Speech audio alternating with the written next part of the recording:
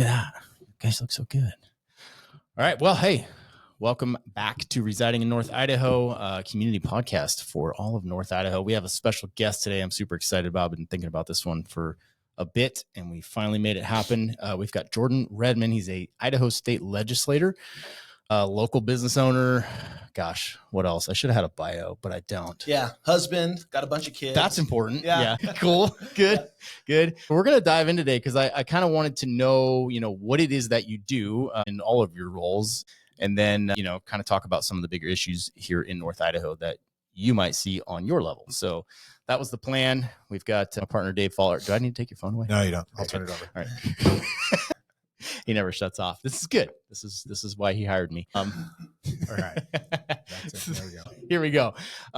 Let's start out at the basics here. So you're a second generation Idahoan. That's right. Yep. So my mom grew up over in Spokane, Washington. Okay. My dad grew up on the Palouse, so out in Moscow area. Yep. Farmers, they grew up out there doing that. And they had me over at Kootenai, right there in Coeur d'Alene. And I'm the youngest of five. I'm homeschooled actually. So I was homeschooled before it was the COVID thing. But you're not that weird. What's up I'm a with little that? weird. No, I haven't seen it yet. Awkward more than anything. Yeah. So, it was a good upbringing right here. We grew up out in Spirit Lake. So, Nice. Yeah. My dad actually developed Spirit Lake East. I don't know if you know that. Dude, I was just there the other day showing a couple houses. Yeah. I've sold some in there. Yeah. Good Cool. spot. So a lot of retired law enforcement. Yes. First responders out there. So Yes. that's where I grew up, and it was a good place to grow up. So. That's kind of a unique Yeah. community too, because it's all 10-acre parcels, Right. which is great because a lot of people want that separation. Yeah. And really it's 5 acres now, but to get up there, at least you have full 10 Those acres are up there. It's totally nice. Beautiful land. Now Timber exemption. I am under Yep. the impression, and maybe I read the CCNRs wrong because I glanced at them, that you can't shoot guns up there. Is that true? Do you guys know that? I believe that is in the CCNRs. Okay, I thought so. I have a lot of family members out there. They shoot quite often. Yeah, I was up there and I'm like, I heard somebody shooting while I was on video showing this house. And I'm like, somebody's shooting right now. So maybe it's not a big deal. I probably shouldn't say this, but I was with my dad the other day and he's like, hey, I shot a ground squirrel with my AR the other day. I'm like, I'm pretty sure that's illegal out there. You can say that. Yeah. You can say Yeah. that. Just Homeowners associations are kind of a crock anyway. So yeah. That tends, I've seen a lot like that where, they've got these strict CCNRs, but like nobody's really, Right. not that you want to buy a house based on that because it could be enforced, but yeah, good to know. Well, you know what the thing about CCNRs too, I mean, this is very Idaho, right? You confront somebody if you have an issue. That's right. You work it out. And that's what CCNRs allow you to do. It allows you to enforce things, but HOAs, man, that's the worst because then you can just go cry to mom and dad and you don't have to do anything about it. You don't have to identify yourself to the person and they just handle it for you. Yeah. Oh yeah. I'm not a fan of that. Bro. So in Boise, we live in a development there and we're up on, I think it's called the Highlands or somewhere up there. Anyways, I was leaving pretty early to go to the gym in the mornings. Right. And I'd start my car up because, get a bunch of snow on it and everything else. I got a letter from the HOA saying, we've been known that there's a white truck that's starting kind of early and we want to require that, the noise ordinance is in place. They literally want me to put it in neutral and push it out of the development before I fire up the rig. And it's a stock exhaust. There's nothing special about it. Right. That's a hard no. Yeah. Wow. Started it louder. See, that's nonsense. That is nonsense. Yeah. So yeah, there's a time and a place, I guess. Well, so grew up here. I mean, man, I bet this place has changed tremendously since and especially if you grew up in Spirit Lake, right? Right. Yeah. Yeah. I mean, obviously a lot of change. I actually appreciate the change. I think it's pretty cool. I think the folks that are moving here are probably guys like you guys, right? That are came here for a reason. Yeah. Probably a lot of political refugees. And I think a lot of the folks that are moving here just wanted to get away from all the craziness in, California, Washington, Oregon. I think with that comes challenges, right? I mean, you get busier. You're not the small town you used to be. We used to come down, from Spirit Lake. We'd come to the big city of Coeur d'Alene and we'd drive down Sherman, when we're juniors and seniors, and roll the windows down and play Nelly or whatever, right? So it was Nelly. yeah, country grammar. my wife had all the edited CDs because she couldn't have words in them. Yeah. So it was like, I'm like, what are they saying? Might remember that, comes change, but a lot of cool things too, right? I mean, this place has changed in a positive way, I think. So I'm pro growth. Yeah. So. Yeah. I mean, right. As long as it's done responsibly. Yeah. Right? And I think, I go a lot of the newer developments here, whether you like them or not, I mean, they seem to be done pretty well. I'm talking like the North End of Post Falls or that kind of area. You go, there's a lot of green space, there's bike trails, so it's not terribly done. So I appreciate that. from a development standpoint too, you don't want to just pack everything in there, right? Right, That's not right. going to sell. Yeah. Right. So you want to do it right. You want to give, like you said, green space. You want to have connection to trails or whatever. So I think the guys that are doing it right are crushing it. And I think if some of those developments that maybe haven't gone the right way are paying for it a little bit. And I think the free market works that out, right? Yeah. Yeah. I don't think for sure. government should be overbearing and try to restrict that. I think you let the market work itself out. I appreciate that viewpoint, especially since you're in government. So that's good. Right. Yeah, that's good. I think that's one of the big things that people struggle with up here is because, we were just looking at a really nice property the other day, and next door there was just trash everywhere, right? The people had extra cars, all that stuff. Well, remember we went and looked at a listing, and there was a bunch of stuff. And like, man, I wish they'd move that. Oh, yes. And you're kind of like, well, you know what? I don't like it either. But that's kind of the idea, right? You have your freedom to do with what you want. You hope people are responsible, but we all know that people are not. But that's good because we don't want that governmental control. Otherwise, things change really quick. 100%. Yeah, I agree. Yeah, that's right. So local business, you own insurance company? Yep. So we have we kind of work in a few different verticals. We do real estate, we do insurance and financial services. We do some private lending, and then we also work in the medical field a little bit. Oh, okay. Dang, that's a lot of stuff. Yeah. Are these family businesses, or how's that like? Yeah, pretty much. I mean, my folks started the insurance side of things and really the real estate side of things. We kind of recently got into the private lending, and then my business partner is a really close friend. We grew up out at Timberlake, Spirit Lake together, and he's a pharmacist. And so he had an opportunity to buy some pharmacies. So we went in on that together. Cool. So, yeah. That's a good business to be in for sure. Yeah. And then so how did the politics thing come about? Like, how did you get there? I was tricked. One. No, perfect. My dad served about 10 years ago in a similar seat. It's actually, they redistrict, right? So they redistrict every 10 years to get the amount of people constitutionally we have to in each district, right? So my dad served in essentially the same district that I'm in about 10 years ago. And I kind of saw what he went through in that process. And it's, you're never going to make a ton of friends, right? So I was like, I don't think I'll ever do that. However, we were involved with the Republican Party kind of behind the scenes, helping with fundraising, kind of doing some of that stuff. And that was like a really good lane to be in for us. I say us, my family, right? And somebody asked me, one of our senators in District 3 was retiring, and they said, hey, would you consider running? I said, well, I'll pray about it, but I'm pretty sure I know how that prayer is going to go. So it was a hard no. Yeah. And, me and my wife did pray on it a little bit, and it did seem like the Lord was really leading us there. And so I said, all right, I put my name in the hat, and I ended up winning the primary. Didn't have anyone running against me in the general. So again, I got tricked. Yeah. You're like, dang, here I am. Yeah.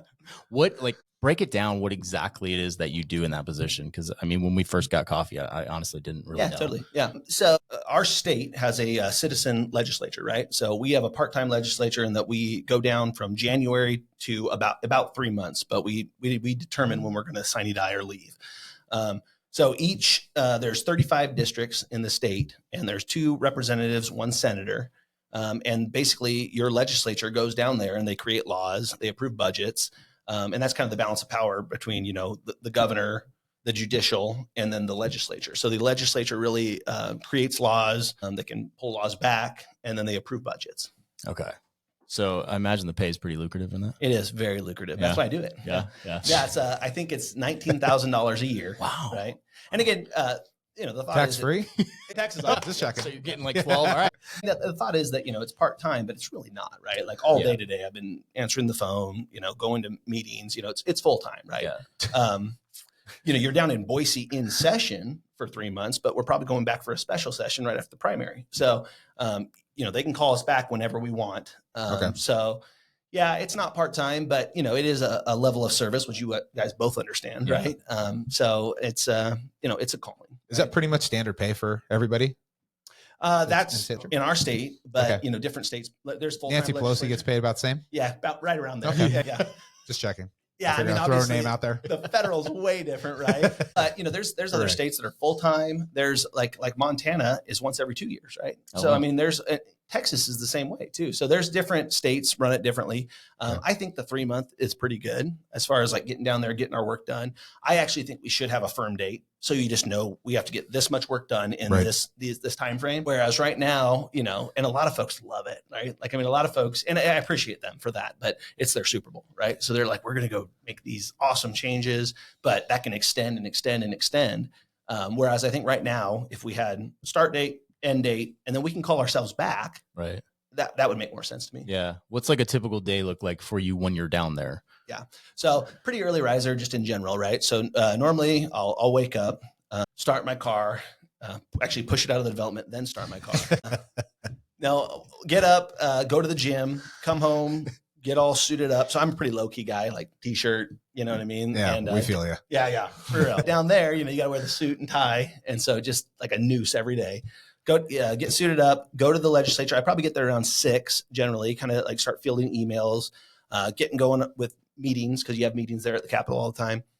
First committee. So I serve on health and welfare. First committee starts at 9. And then we'll go onto the floor, the House floor, about 11, take a lunch. And then we come back for my second committee, which will be either business or environment, energy, and technology at about 1:30.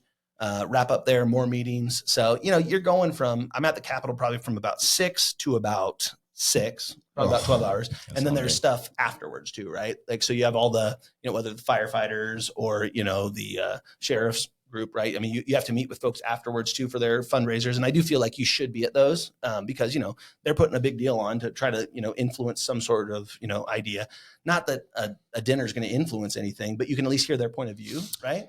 Well, I think that's a huge thing. I think people are just so caught up in, oh, they're lobbying. But the truth is it's a voice of the people and it just needs to be heard. It's just a grouped voice. 100%. Right. It's just the same for you, for the people that you represent. That's exactly and so right. that is important. I think that you should show up, especially for those types of things, because like I said, it's just a grouped voice of a bunch of people.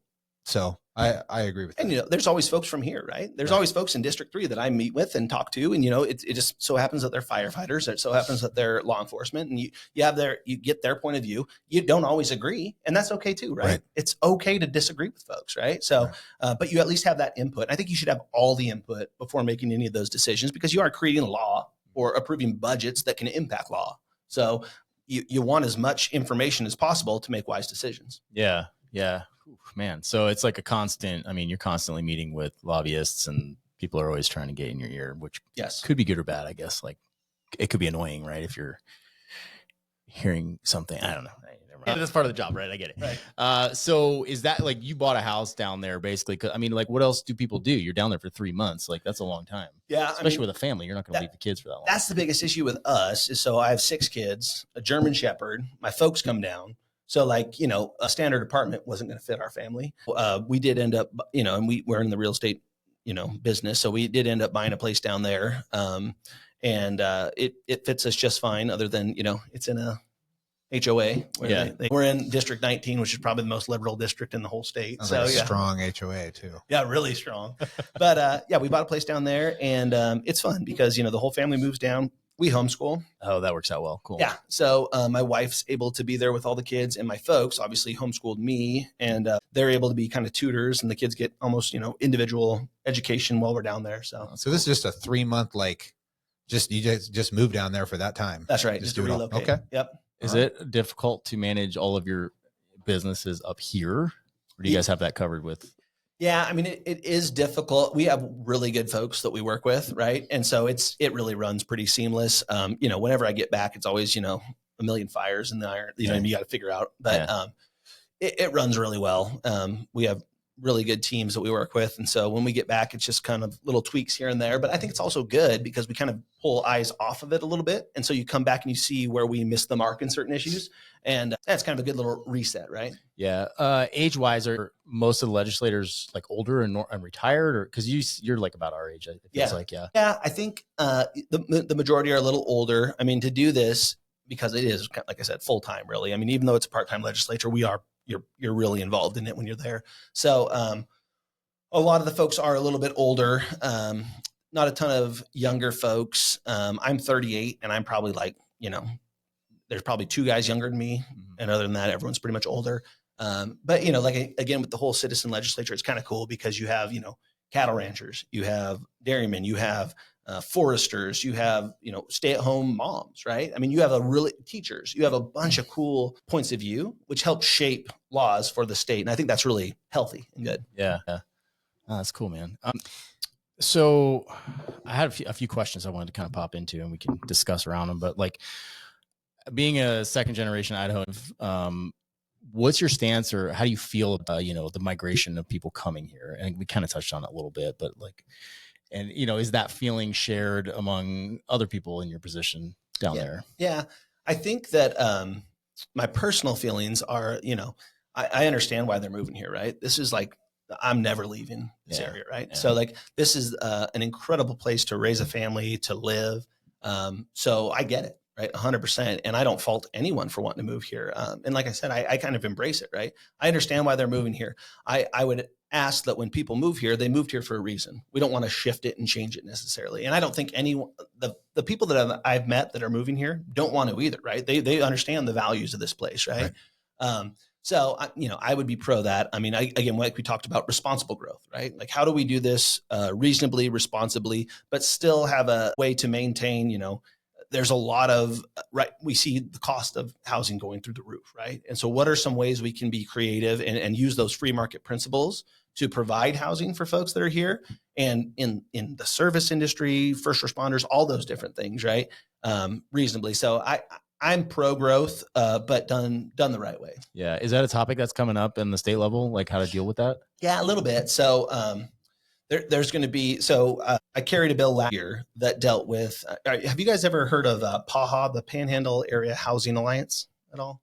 I've heard the term, but I don't know much about it. Yeah. So a really good friend of mine runs that. Her name's Maggie Lyons, been here forever. And she sees this issue, right? I think she's like on the board at Mountain West, and she runs like a forensic CPA firm. Like, she's really bright gal. So she's looked at some different areas where we could set up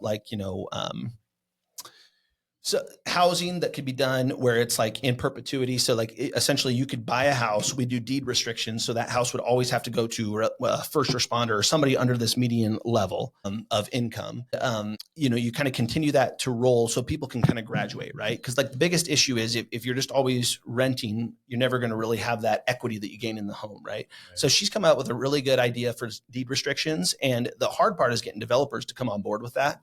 And like realize that like, okay, this could be an idea, because all of a sudden, if you give up you do a 100 lot home subdivision and you give up 10 homes to this deed restriction, what's the benefit for the developer? So we started talking about a tax credit for them. So we drafted that last year. We ran out of time, so we weren't able to run it, but that will be coming back next year to kind of see if we can get some momentum there, as well as, before you stick a shovel in the ground here, you're at 95 grand with, all these different fees, right, from the municipalities.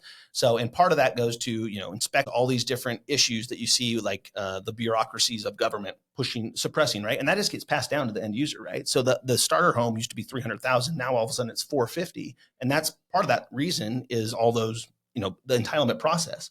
So we also are looking at a bill that would, if everything meets the guidelines, you can use a third-party inspector to approve it. And if it's not done by the county or the city in 90 days, it automatically goes to approval to speed up that process, right?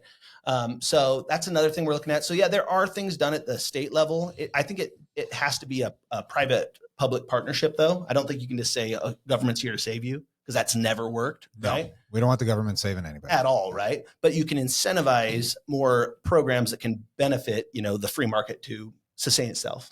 Yeah, there should be a benefit to where people have to put something in. It can't be a giveaway. It's got to be something that just makes it more attainable for somebody. But yeah, I agree. This is definitely an issue. We obviously, a lot of our clients are from the first responder and veteran world. And for them, the affordability here is so difficult, especially with the current pay. So, until that gap is bridged a little bit, something like that. Yeah. I could see that being a benefit. Yeah, absolutely. And then anything you can do to stoke, the private sector here for, economic development. I think that's always, but again, I'm such a free market guy. I never want to push any kind of government program there. I would rather see what the community can do. And that's the cool thing with PAW too, is like right now we have a development out in Post Falls that's 18 homes, and that's moving, right? We're going to build that thing. And we're going to have folks come in there that are, first responders in the medical field, these folks that can't currently buy a home, but they'll be able to buy that home and then they can graduate out of that as they move up in the economic ladder. Oh, that's cool. Yeah, really cool.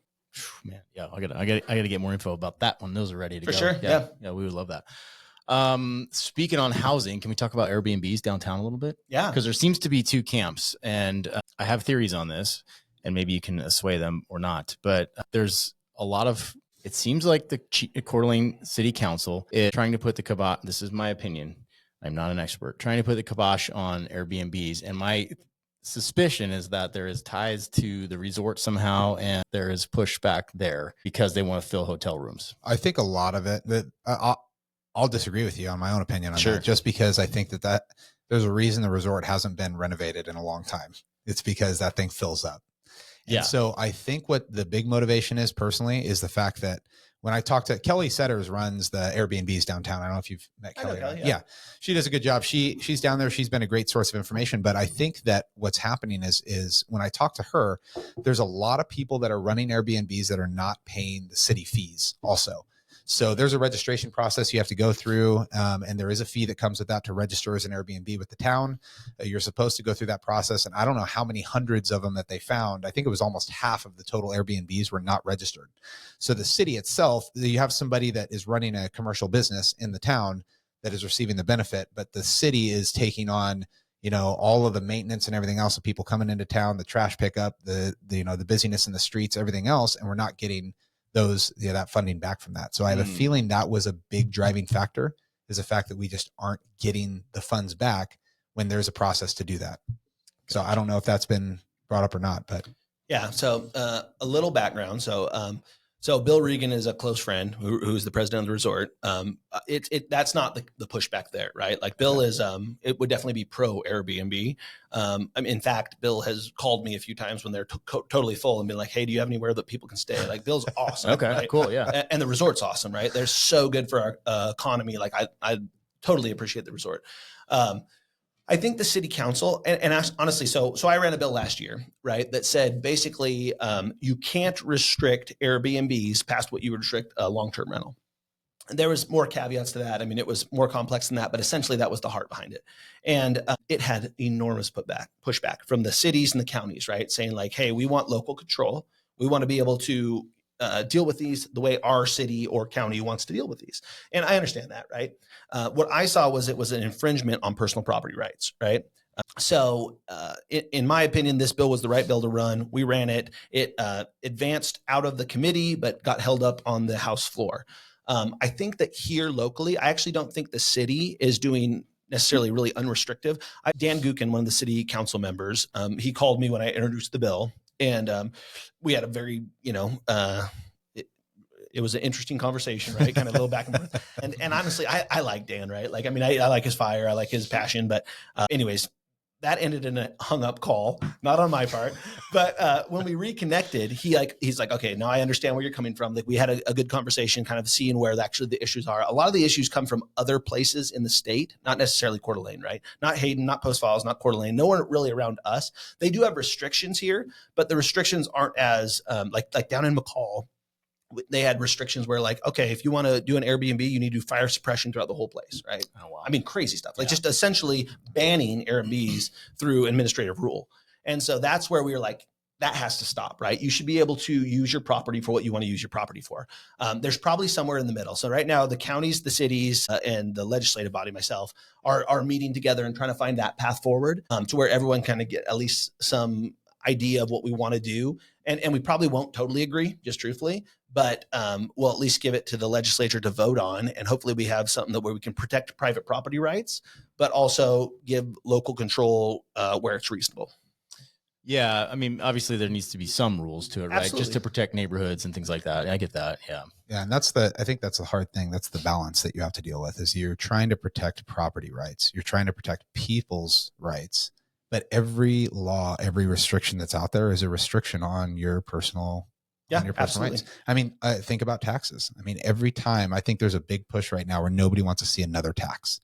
And honestly, there's a little bit of me that's like, you know what? Yeah, I'm done. Figure it out with what you guys have. But if you want stuff, it costs money. Yeah. Services. And so there's a balance right there. And I think that's the struggle with politics in general, is just whatever law you implement, it's going to affect somebody negatively. So you have to be able to outweigh that good. And I don't know how you guys get around that with that. Yeah. And I think specifically to neighborhoods, right? Like, so my thought is, if you're going to rent it for a year, you should be able to rent it for a day. And the issue that is they worry about investors coming in, buying up an entire neighborhood, right? And then it's not really a neighborhood, right? Right. And I understand that heart, right? But I also understand personal property rights. If I own that home and I've owned that home for 50 years and I want to sell it, let the free market work that out, right? So it's, and there's constantly decisions like that have to be made, and they're really difficult, right? I mean, because you can see kind of both sides of the argument. You have to go back to principally, do I believe in personal property rights? Yes. Yeah. That's got to be hard because no matter what you do, you're pissing somebody off. So, always. Right. Yeah. And it's one of those things too.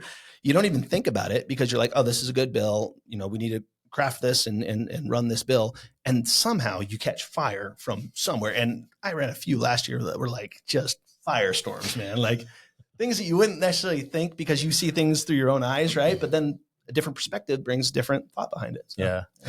And how, it's something I wanted to bring up too, is just voting patterns and everything else. I'm sure when you look at it, how many people were in your district that were able to vote? Yeah. So about 53,000 per district. And okay. So 53,000, and how many votes total for or against you were there in that district? Do you know? Yeah. So, so again, I just ran, in the general, I would say there was probably about 10% of that. Okay. So see, that's what's crazy to me is like this is where I think that, people want something one way, and people come here because they want those rights and everything else. Idaho, right? Let's go back to the American dream. Let's do these things, but people don't vote. Yeah. And it's frustrating. And I don't think it's an Idaho problem. I think it's a nationwide problem. And the big issue that I see is that 10% of the people vote for you, but now you have to represent 100% of them. And so you can have 90% of the people disagreeing with you and still have 100% of your vote. And so that's difficult. So I guess what it comes down to is like, what has led to that? Because what I'm seeing is that I feel like people don't believe that their vote matters anymore. I think that's part of it, but I also think that I think this is a problem in these conservative states too, is like, it's like this fractured conservatism. And then just people just assuming it's always going to be the way that it is right now. And just like, oh, we love it, we don't need to do a thing. Not realizing that, hey, if we don't start laying the groundwork for it, it's going to change in a negative way. I think it's some of that on both sides. Yeah, I totally agree. And to your point, you represent everyone, all 53,000 of those folks, right? And so you take calls, emails, all that input, right? Now, we're a republic, right? So you elect the person and you ask them to make those decisions, right? So it's not, if we were a democracy, everyone would just vote for everything, right? And that's not the way we're set up, right? As a government. So you definitely take that input in, just like all the other groups, right? You listen to everyone's input, but then you make your decision based on what you were elected to do. And hopefully you stand for those principles. I'm a very conservative guy, but I also understand the function of government and that we need government, we need services, right? So that is always interesting, right? Because you get more hate email. If you're doing a good job, you don't get a ton of emails being like, great work. Yeah, totally. He gets all the hate email. Yeah, I get it all from YouTube stuff, so I get it. Totally, right? But you get the haters want to hate, right? Yeah. And so you see more of that. Hopefully that doesn't distract you from what you're really trying to do and trying to impact. I think to your point, like as we've gone longer in this nation and we've been, what's that quote? It's like, good times create weak, you know what I mean? That weak times create strong men create good times create weak men create tough times. Yeah. And I think, unfortunately, we've had such prosperity in our nation and then also in Idaho that you do get a little lackadaisical and like, I'm just going to continue on, not try to ruffle any feathers. Voting is part of like our process in being an American, right? It's so awesome to go there and actually be able to vote and cast your vote for who you want to represent you. And I think it all starts at a local level. And that local level is where you see more impact than anything, right? Yeah. I just had this conversation the other day. This is why I brought it up, because we had a vote on the school board, right? They were asking about days, schedule changes, right? And there was an option out there, and then we got the results, and the results were well in favor of one. And then it was turned around and said, oh, we're not going to use that one. And I talked to somebody, I said, look, I could care less what you guys choose. It's like voting you in, right? I've given you the opportunity to make decisions on my behalf. Yep. But if you're going to turn around and ask me a question and it's going to be an overwhelming yes, and then you go another direction, that's where I start to lose my belief that my vote mattered. That's right. And I think, like you said, it starts at the local level. I wish there was more accountability with what do the people want at a local level, because I think that translates up. I mean, you look at the election, you can go either way you want with Biden and Trump and everything else. But there's a lot of people that felt like they lost the election. Yeah. Right. And that they had enough votes for it. It's hard. It's hard when you feel like you had something taken away from you, your voice taken away. So I think that leads to that 10%. Yeah, absolutely. And I think that, again, at those local levels, though, is where you do see a lot of impact. And if you've seen that, if I'm not voting the way the constituency wants, get me out of there. Get someone else in there, right? Like, we need to represent the constituency. But again, as a republic, you elect somebody that you think holds those values, right? If we're a democracy, we'll just vote everything up, as and I don't think that would be a good thing, right? I think that would be a catastrophic thing, right? Right now we have ballot initiatives in our Constitution. So if enough folks want to bring something, whatever that is, say they want to legalize weed, right? We want to bring enough folks to legalize weed, and we get enough folks on the ballot. Stand in front of Safeway and take signatures. 100%. And then we vote on it. That's a democracy, right? I think we should elect representatives and have them represent us. And if they're not doing a good job, get them out of there, right? Yep. That's the form of government. That's a constitutional republic. That is what this country was founded on. Yeah, I'm always surprised about the low numbers of people that actually get out and vote. It's dismal. And it's probably across the board. I wonder if liberal cities get a higher, because they tend to be more passionate or more coherent with their voices, I guess. But yeah, that's like I personally have never voted more in my entire life than since I've lived here, because I'm like, so I understand what it's like to be in other places that are, that suck. Yeah. And I don't want it to be like that. And we have a pretty engaged electorate here. Unfortunately, because we are a deep red state, we just fight amongst ourselves. That's concerned. Oh yeah. Right? We see that happening right now. Oh yeah. The precinct committee. Right? I know. So I have tons of friends in the KCRC, tons of friends in the NIR. Those are two Republican groups that just want to fight amongst themselves, right? And unfortunately, it's okay to disagree. I appreciate disagreement, right? We should disagree a ton and then figure out a solution, right? You think this, I think this. Somewhere there's a path in the middle. However, we're just going to beat each other up, and that just leads for a state to turn blue, right? Yeah. And that's what we don't want here. 100%. I think also there's a lot of voter fatigue. Right. There's 1,000 things to vote on right now. And the problem is none of us are really informed. I ask people all the time when they vote for Trump. Obviously we have the Trump conversation with a lot of people up here. And I ask a lot of times, like, why did you vote for Trump? And it's 90% of it, 99% of it is all the same answers. Well, he's Republican, or well, this, or well, that. And it's all the major things when I ask people, like, what's your favorite Trump policy? What's your favorite Biden policy?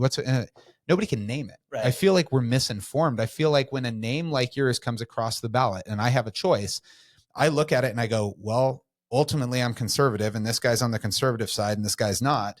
And then I just choose, as opposed to, I feel like there's the fatigue of like, there's so much to know about who you are and I don't know if the information, it's probably out there. I'm sure you guys do a bunch to campaign and do that, but to really read into things and to vote on those, I mean, it's hard. And public education was originally set up to create a educated electorate, right? That was the whole point of public education, right? Was to create our next electorate, the folks that are going to vote for the people that are going to make a lot of big decisions, to be educated and know what they're voting for. And I think somewhere that's been lost, right? So now all of a sudden, now that's the reason we have so many different school options, right? Because people want their kids to understand our form of government, and they want our kids to understand who they're voting for and why they're voting for them. And I do think it's like an awakening, right? I do think that's changing, specifically up here in North Idaho. But countrywide, that is a big issue with, I think, the low voter turnout. Like, it doesn't matter. Yeah. Yeah. I had a thought. It just cut you off. Just gone. Yeah, no, it was gone. I waited too long. Then, I had a Doppio before. They go. Brain's going, man. A little nicotine and Doppio, man. I'm just rolling. I recently, my wife will listen to this. She'll get mad at me. She knows. I got a pack of nicotine gum recently because I was like, oh, it's like a nootropic, man. I'm like, here we go. And honestly, after the first time made me slightly nauseous, but second time I was like, oh, okay, like, wow. My cognitive function is like way up. And I'm like, I can see how that would get rather addictive really quick because it's kind of enjoyable. So yeah, the gum, I was kind of a fan of it. Alpha Brain, Doppio, and a little nicotine, man. That's game on. Yeah. I'm gonna have to try that. Yeah. Was that what you just had, right? The Doppio? Yeah. Is that has nicotine in it? It does, yeah. How much, like a lot or a little? 8 milligrams, pretty high dose. That's big boy stuff. Yeah. I was doing like 2 milligrams in the gum, and I was okay. I went down this session barely doing 2 milligrams, and by the end of the session, I was on to 8. I could see that. If I knew of that when I was a cop, because everybody dip, and he's like, but I was like, that's kind of nasty. Yeah. I took a sip of my graveyard partner's dip. Yeah. Nightmare fuel. Wrecked me. I did the same thing. And it was terrible. I mean, no, I was throwing up. I'm like, because he always had a Gatorade bottle in between us, and I happened to have one the same night anyway. My guy decided I'll never do that. In-N-Out cup down the straw. I had no idea. I thought it was mine. Not okay. It was hot outside too. Not good. So anyway, that drove me away from dip. But like, if I had that option when I was a cop on graveyards, like, I would have jumped all over that, because like, you're pounding energy drinks, just horrible things to your body to stay awake. Totally. And like the cognitive function from nicotine was pretty impressive. It's crazy, man. Yeah. Not a carcinogen, nicotine. Right. Produces better brain cognitivity, prophylactic to like dementia and Alzheimer's. Maybe that's what I've probably got a tinge of that from a few TBIs over the years, but yeah. No, you mentioned something. I wanted to go back to something you just said real quick. You brought up marijuana. Mm-hmm. This is a hot topic in Idaho. It is. And for a couple of reasons. One, I think we're only one of a few states where it is still illegal, but it's also criminalized here. Right. Whereas I think there's only 4 states that still have marijuana that's actually criminalized, where other states it's illegal, but it's an infraction. It's just, it is what it is. So is there anything rumblings down there? I mean, where is Idaho headed? I'm sure there's always some sort of legislation with that going on. Yeah, I think Idaho as a legislature is ultra conservative, specifically on like marijuana. So a large LDS community down there in the legislature. So we'll probably be the last to ever legalize recreationally. However, medically has been talked about a lot, right? And I think like from the pharmaceutical industry, I see like, medically it being a benefit. There's no political will to do anything with that at this point. Well, other than being prescribed by, outside of somebody making money in pharmaceuticals, what's the big hesitation with it becoming legal medically for somebody? I mean, I'm not a believer in it necessarily having any effects. I see it mostly as a party drug. I have in all of my previous careers, so it gets used that way. But what's the driving factor to keep it away from a doctor saying, hey, I think this might help you with whatever you have? I think it's the conservative community in the legislature. Again, a lot of it leaning that LDS way, right? Yeah. They're just hard no on it in any fashion. And I think folks think too, like if you bring it in medically, next to come is rec. Right. So I think that's a big concern. And so like I said, there's no political will, but if you look at alcohol effects compared to marijuana, alcohol is the worst drug we have, right? Oh yeah. Alcohol is crazy. Yeah. I always defer to that. Like morally, I don't have any opposition to marijuana because from a state trooper standpoint, like way more deaths and injuries related to alcohol than marijuana. I can't even, and we'd look for it, but I could never like pin a, fatal crash on somebody that's high, like never, but many times on alcohol. So it's like, for me, it's like, it's still a Schedule I drug. Yeah. It's going down to a number 3. Right. Yeah, and that's what I was going to ask, if that had any impact, because even cocaine is a Schedule II. Yeah. That has a medicinal use for nasal surgeries and stuff like that. Yeah. But marijuana to go down to a 3, I'm wondering if that's going to give me cocaine when I had nasal surgery. You've had too many nasal surgeries. After the third one, it's like, So I just heard about that the other day, that it's going down to a Schedule III. Yeah. So it is. And I don't think that will have any impact on the state. Yeah. But I think it has a federal impact, right? What's fascinating, I think, behind all that is the alcohol lobby, how well they've done in protecting alcohol. Because truthfully, if you look at the worst drug for deaths, for all this, it's alcohol. Well, let's take that all the way back to the 21st Amendment. Yeah, absolutely. Once you put something like that in stone, it's hard for you to pull back on it. Yeah. That is a constitutional right for people to have alcohol. Right. I have never seen that with any other drug or anything else. Let's get to the point. There was a lot of money behind it back then, absolutely. Right? But it's still a constitutional right. Yeah. It's the same thing as the Second Amendment right. Absolutely. If you're going to go after alcohol, you might as well go after the guns. Right. Yeah.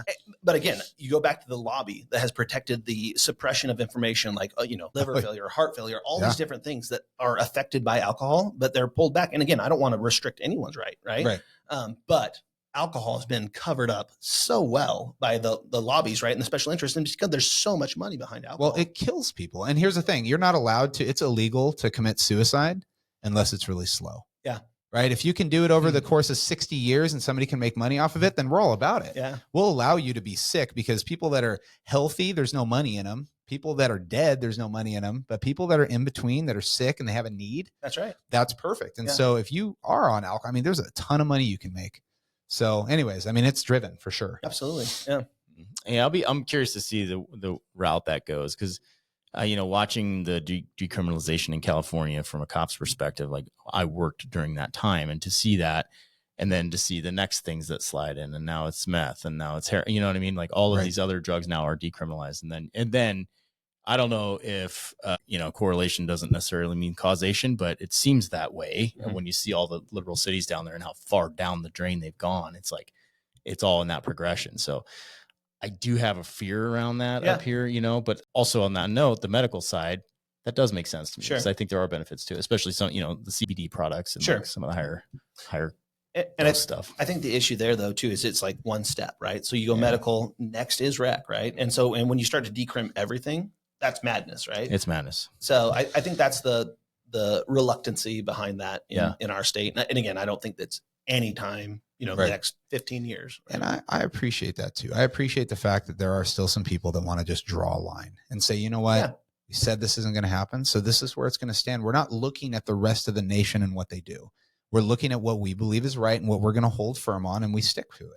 And I have a lot of respect for that. I mean, you've seen a lot of states that are outliers, Wyoming, Montana, things like that hold off and they say, this is the way of life here. Mm-hmm. And that's why you have a border. That's why you have a state, right? You have that ability to have that local control. So it shouldn't be infringed upon by the government. And just because it's something that another state does, there's no reason why we should do it a certain way. Absolutely. Right. And hopefully that is maintained consistently across some of the other hot topics like gun control, things like that. Right.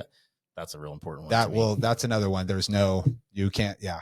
Yeah, absolutely. You look at how states were set up, right? The states have the control, not the federal government, right? And now all of a sudden we have this giant federal government that's trying to overbearingly, push its control on us. And that's something that Idaho's done a really good job on standing on our state's rights, right? And it will continue to do that because that is the only path out of this. I was talking to a buddy today and we were talking about all the ways the world ends, right? Specifically in the United States. And there's a million different reasons, right? And I think you will see different regionalized or at least state controlled areas where that's the reason why our real estate market's so busy, right? Because you have all the cows, the California, Oregon, Washington folks coming here because they want to get out of the madness. And Idaho still believes in the state's sovereignty to create laws and restrictions. And absolutely, we're going to continue that, I think. Yeah, that's the big draw. And I love that you call them cows too, because I heard that term the other day and I was like, I got to start using that because I always say California, Washington, Oregon. Yeah. I'm gonna change it. California. It's funny. You just brought up the federal government. We just went there for our first time. We took our kids. We drove all the way across the U.S. Went through 18 states in 12 days. It was crazy. So I drove a lot, and we went to DC. We stopped by Mount Rushmore, Gettysburg, DC, and we're glad we did. I wouldn't take that back for the world. It was amazing. However, my kids, 14 and 15 years old, now 16, went to DC, and both of them, after just a couple of days, were like, you know what, we're good. Yeah. I mean, it was almost seen to see the lack of the lack of just pride in our country in DC. And then, on top of that, I'm walking by these huge buildings. I don't know when's the last time you guys have been there. 25 years ago. Yeah. So I'm walking down the street right in the morning. I'm trying to get tickets to the Washington Monument. And I'm walking down. I'm like, what in God's name is this building? It's the IRS building. I'm like, this is a temple, a monument to man. Like, it is unreal. There is no lack of funding there. The National Treasury, the building, the Department of Commerce, like these buildings are so unbelievably huge. And if you want to find marble, that's where it all is. Yeah. Everywhere, right? But it was disheartening to sit there and stand in line with a bunch of people from other countries. Okay. And I want people to come here, visit. That's great. But it was hard to stand there and wait in line to see my own Declaration of Independence and the things that are supposed to make us unique in what we are. I mean, it was hard to be there and have food trucks that are all painted with ice cream. And it doesn't seem like, I know it's a total generality. Somebody's gonna be like, oh my gosh, you're judging, but didn't look like people that even were from the US just selling stuff everywhere. I mean, it's just shit's being sold on the streets. There's crap everywhere. There's protests out front of the White House. My kids don't even feel comfortable standing there. It was uncomfortable. It was. Do you think it's just a factor of being, you've been in Idaho a few years now, 4 years, 5, I don't know. Are you are you just spoiled from living in this environment? You know what? A little bit. Yeah. Because honestly, I love the fact that I drive down my street and I see American flags everywhere. Yep. And I love the fact that after 4th of July, when we wreck this town, right? There are freaking fireworks everywhere, that I wake up in the morning and I go out and all my neighbors are sweeping up the street. Like, that's weird. And that shouldn't be weird. That's the way things are supposed to be. People take care of it. And so that is very different to me now. Going to a place like that, I'm like, man, but even Chicago, even places like that felt better than in DC. We were just there at the end of the session. We went to, I had some meetings with our federal delegation over there. And so we brought our 11, 9, and 7-year-old, and we did a whole Capitol tour. Right? Yeah. So we learned about all that stuff. And again, we homeschool. So it was the best civics class that they've ever had. Right. And they come with me every now and then to the state capitol. So they see that. But you're right. I mean, the difference between DC and, we drove by the IRS building and we did a tour, and the guy's like, that's the IRS building. The kids are like, boo. Yeah. And it's like 6 blocks long, dude. Dude, it's enormous, right? The FBI building's enormous, right? So, that was raising the kids the right way. But you're right. I mean, you see that. But again, going back to the history, I mean, it's so cool how our country was founded. 100%. It's so beautiful, and it's awesome to see and hear. And it's part of history that we need to know. Yep. And in order to turn that tide, we have to know it. But you do get a little spoiled being here in Idaho. I mean, one of the most beautiful times in North Idaho is on the 4th, right? Oh yeah. I mean, just seeing everyone blocks long, just fireworks going up everywhere, to celebrate that independence. Yeah. It's one of the most beautiful. During COVID, I remember everything was shut down, right? Best time ever. Best ever, dude. Best time ever. The entire county was lighting them up, bro. It was in Idaho, COVID is the best time ever. It was I love so beautiful. You know what I mean? To see that patriotism, we care about this country. It was just beautiful. And but you do go back to DC and it resets just the bureaucracy there. Oh, yeah. They can't get anything accomplished because probably special interest groups, right? I mean, it was very eye-opening for the kids, for sure. Well, the thing is, I feel like there's when I going across country and seeing everything, I feel like there's this. It's almost not okay to have pride in who we are, and I think that's hard. I think it's hard for people to want to be American when you can't fly an American flag because somebody else is stomping on it. And it's okay. And they're almost encouraged, hey, express your freedom. No, bullshit. Don't stomp on my flag. That is hard. And I think that for Coeur d'Alene, we talk about this area, with so many people coming in, is I would like to see, and this is something we need to talk about, but I'd like to see more push to do things for locals. Mm-hmm. How cool would it be if there was one night a year, 1 week a year, where all the downtown restaurants said, hey, if you have a Coeur d'Alene ID, you can make a reservation tonight. Sure. And we're going to make you a priority. But then other people say, well, why do you get that right? Well, it's because I live here and this is mine. That's right. We want people to visit. Same thing with America. We should have some sort of benefit of being an American to where you can be proud of it, to where you can enjoy it, and where people put back into you. Yeah. I'd love to see that in Coeur d'Alene. Absolutely. In Hawaii, you got the Kamahana discount, right? The local discount, right? And you should see that here. And I think, that's how you build back a country, is communities, right? Strong communities. Because again, we go back to local control. These strong communities branch out, and then you have a strong state, and then you have a strong country eventually, right? But until you start to take that back, I love that idea, man. That's a really cool local idea. Discount. Kamahana. I can't say that, but I like it. We want to support all our local businesses. We do it all the time with anything that we can do. We try to support other people that are local up here. Yep. I don't go to eat at Applebee's. Okay. I don't care if you like Applebee's. I'm not eating there. I'd much rather go to Crafted. Yeah. I'd much rather go to a local mom and pop, go to Gaff Badger. This was a test. If you showed up with a Starbucks cup, we're done. We're not doing Starbucks. I should have had a life cup. Starbucks can get out. But that's the thing. We have these local, I want to support them, but I also want to see these local businesses. And I consider ourselves a local business by supporting the community. We're trying to put together a client appreciation event, but we're reversing the roles this year as we're trying to do bring our clients together. It's going to be an all day thing. And any of our cooperators, people that we're involved with, and we're going to clean up downtown. We're going to spend a whole day with people. We'll have a little barbecue at the end, but we plan on cleaning up Tubbs Hill and getting all the trash out of here. Because if you're coming here and you love it, we want people to put back into it. Absolutely. Yeah. I think you should. That's our main message because we have conversations all the time with people from out of state that are looking to move here. And it's that is the main message.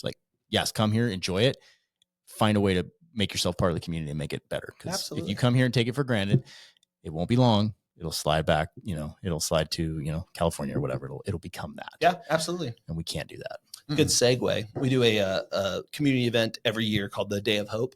And it's kind of helping out the families here that are, less fortunate. And so we do a clothing drive, food drive. We bring in a couple semis full of food for groceries, haircuts, There's live music, just a bunch of stuff to kind of benefit the community. And it's for, obviously cost of living, inflation's gone crazy, right? So it's just a way that anyone can come in there. There's no checks or balances, it's come in here, grab some groceries, grab some clothes. Cool. And we're going to be doing that again this year at the fairgrounds in July. I should know the date right off the top of my head, but I don't. Let me know when you do. Yeah, I will. But I mean, that's part of the community, right? Right. That's a community-driven event to benefit this community. That's cool. It's not dealing with a bunch of tourism. And I appreciate tourism. I love tourism. Sure, right? That benefits us all. We need to provide for our local community as well. Yeah, that's huge. There's so many good programs up here, like New Beginnings. Oh, amazing. She's coming on the podcast soon. Is she really? Yeah. Because I want her message to get out. I mean, she's got an incredible story. It's not it's not a good story, obviously, but what she's done with it is so good. And I just want to get that message out so people understand like how much. So New Beginnings it's a veteran nonprofit. So any veteran can go into they have a storefront here. They can go in there and get any household item that they need. There's no cash register. It's all free. So food, clothing, bedding, whatever, you just go in there and prove, with your DD 214, prove that you're a veteran. And it's like, here you go. And we're doing the Ruck March too. Yep. That is on the 19th. Yep. And that's a food drive for New Beginnings. So one of our teammates, it's an owner of North Idaho Archery. So they started it. A few other collaborators are getting in on that. And then that food drive it's a Ruck March. So we're carrying the food and then all gets donated to New Beginnings at the end. So I got 6 miles. We love New Beginnings. We worked with them a couple times and we're continue to work with them because just such a good cause. Right. Yeah. And if we can't back our veterans, right, that have fought and many died for this country, like they died for our freedom, right? Right. So you have to give back to, in my opinion, to those 100%. folks. There's some really good first responder organizations up here too, for PTSD, things like that. So I mean, like having all of these things, this is what makes this community so good. Absolutely. This stuff. So the more we can put out there like that, the better. I think. 100%. Yeah. What do you What are the big problems that North Idaho is facing right now? What are you seeing? What's on the horizon? I think the biggest problem we're facing right now is the divisiveness, right? Mm-hmm. And a lot of it's politically charged, right? So I think that's like the biggest issue. Like when I got into this whole thing, like I was so inequipped to be a legislator, right? And so like I was just thoughtfully praying through it, right? And like my whole heart was like, how can we peacemake and bring more cohesiveness to this whole process, right? Because I think nationally, it's very easy to be divisive. Social media makes it so easy, right? I can tweet something like just a flamethrower, right? But that doesn't benefit anyone. So like bringing the community together, right? And a lot of us will agree on 80 to 90% of the issues, but that 20 to 10%, I will kill someone, right? And that's crazy, right? That is just crazy. So I think, the community coming together on some of this stuff, right? And not just having to be right, but just doing what's right for the community is the biggest issue we see, right? And I think that solves a lot of the other issues, right? Whether it's, Airbnb, I mean, we can find a common ground there, right? Whether it's growth, we can find common ground there. It's more just this divisiveness that kind of has a national charged issue that's come down to the state and then even to the local level. Wow. Yeah, I think having questions like these would solve a lot of problems out there. Don't say on Twitter what you can't to my face, right? Like just sit down and talk through it, right? Because I bet we agree on more than we disagree on. Yeah. And even if we don't agree, that's okay too. You have your opinion, I have mine. That's fine. Yeah, corporate media has done a great job of driving a wedge in between people. 100%. And I think it's important to get back down to it. Go meet your neighbor for coffee and see what comes out of it. Totally. Call them first. Don't just walk on the 5 acres. It is North Idaho. Good point. Everyone's packing. Yeah, call them first. Hey, you home? That's why I love podcasts like this, for like learning about people like you that are, our state legislator. It's like, okay, now instead of that 30-second soundbite where I get nothing out of that. Right. Yeah. Now I'm like, oh, he's got kids, he's this, that, like I can piece it together. And the soundbite would be on more polarizing issues. Right. Yeah. And there's, even those polarizing issues have tons of nuance to them. Right. I mean, there's a lot that goes into that. Right. And there's arguments for both sides, but I'll have my core beliefs and I probably won't waver off of those. But I can at least hear your input and maybe give an answer to why I believe the way I do. Yeah. The vote is on the 21st, right? 21st. Yep. This podcast will come out the day before. So. Oh, really? Good timing. Good timing. Yeah. I didn't intend it that way, but worked out well.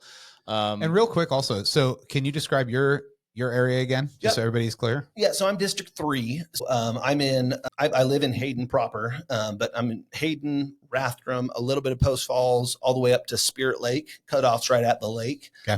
So that's kind of my district, large geographical area, but to get that population mix, that's how big it had to be. Right. Now, I know you love talking to people. If people want to get a hold of you, what's the best way for people to reach out to you, or if they have questions or anything else? So the best way is just email, right? Yep. And then the email, I probably won't go into a long email. It will be meet for coffee. But the email is jredman@house.idaho.gov. And if you want to meet for coffee, I'm happy to meet with anyone. That's really cool. And then we'll go sit down at Life. Yeah, have a the coffee. spot. Yeah, that's the spot. Yeah. I'll post that email in the description. Yeah. And that way people can get a hold of you that way. Well, it's just nice that you can be accessible to people up here. Totally. Hugely. That's the goal, right? To be a representative of all the constituency. And, I meet with a lot of folks in Coeur d'Alene. I meet with a lot of folks, further up north. I'm happy to meet with anyone because at the end of the day, the state law impacts everyone, right? Right. So even though my district is 3, technically the laws that I'll vote yes or no on impact everyone in the state. Right. That's important. How are the rest of everyone else up here? Like, do you guys, like other legislators in the area, do you guys like collaborate fairly well? Yeah, absolutely. Like I love everyone that I worked with this last year. District 1, 2, 3, 4, 5, 6 out in Moscow. We don't see them as much, but good folks. Here's the deal. Like everyone in the legislature is doing what they think is best, right? And we might disagree politically, but they're doing what they think is best. I mean, a lot of the Democrats I hug, right? Because we disagree politically, but they're good-hearted people that think they're doing what, and we just disagree on that, right? But they do what they're believing is best for their constituency. So their heart probably goes pitter patter when they feel that gun in the small of your back. Yeah, totally. Yeah, 100%. Yeah. Yeah, I'm sure it does. Although if there's an active shooter, they're running to my desk. You know it. Yeah. Well, we're at an hour, believe it or not. And I know we're all got busy schedules, so I don't want to take any more of your time. Awesome. But I really appreciate getting to know you and having these conversations and, getting the word out. Absolutely. So I really appreciate you having me too. Yeah, So it's nice fun. chatting with y'all. We'll do it again sometime. All right. All right. Good. Cool. See you Thanks, guys.